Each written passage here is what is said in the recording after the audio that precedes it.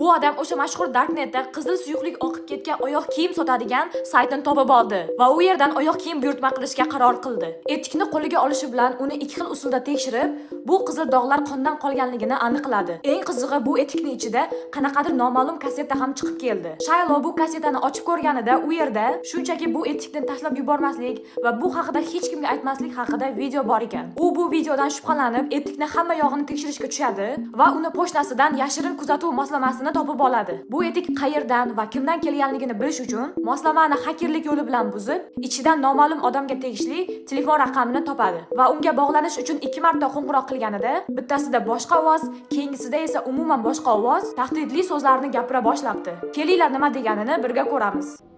Men seni kimligingni bilaman. Nima qilganingni ham.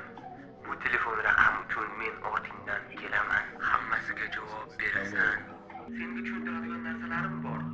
Sen menga qo'ng'iroq qilayotgan raqaming ko'rinmaganim uchun senga xabar yoza olmadim.